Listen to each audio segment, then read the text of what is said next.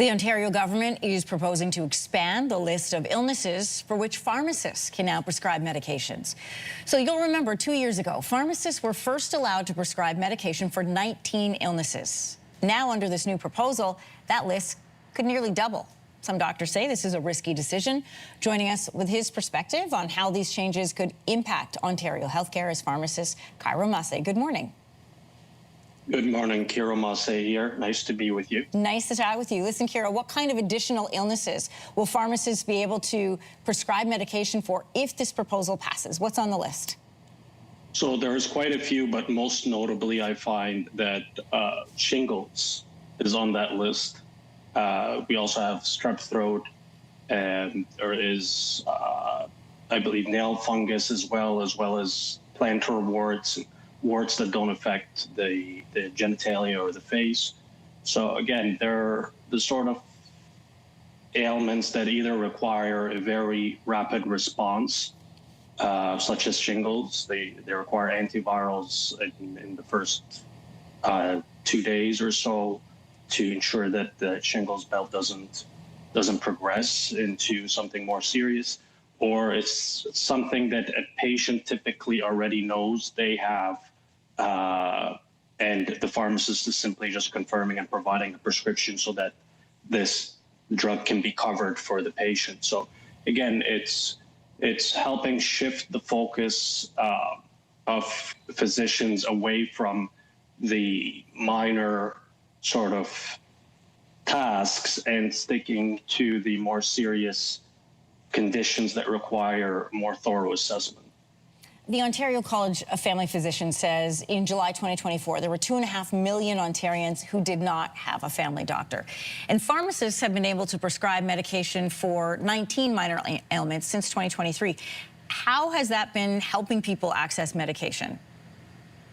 So I'll just add one thing to the expectation is that by 2026, 1 in 4 Ontarians will not have access to a family physician. So we shouldn't miss the big picture, which is we do need more family physicians in Ontario. We need better funding for family physicians in Ontario.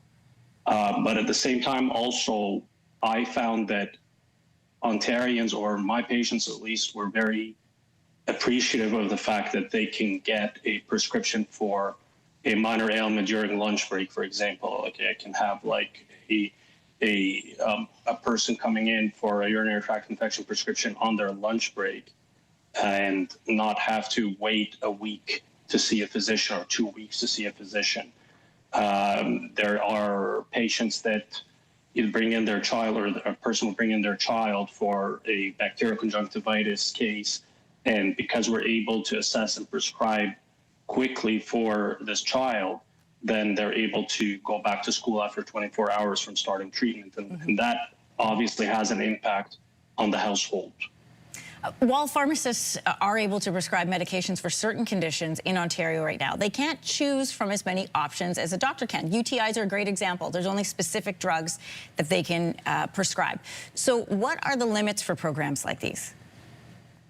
So in pharmacy or minor ailment prescribing, we have a lot of safeguards, or as I would like to put it, a very low bar for red flags. So if there's any chance that this is a more complicated case that requires a physician intervention, very quickly we are referring to the physician. It's not meant to replace a physician's role, but in the case where it is a minor ailment, it is something that does not require a very thorough assessment. It is not a complicated situation that requires a serious drug that requires a lot of monitoring, labs, etc., then the pharmacist could intervene. So we follow very strict algorithms when we're doing these assessments. And if at any point there is an indication to refer, then immediately we're referring that patient. Because at the end of the day, the purpose of this is to increase accessibility, but more importantly, it is to enhance safety and well-being of patients. It's not just to prescribe for the sake of prescribing for these patients. Pharmacist Kiro Masse, thanks for joining us this morning. Thank you for having me. If you like that video, make sure to subscribe to the Your Morning YouTube feed, where you can find all kinds of new content posted every weekday morning.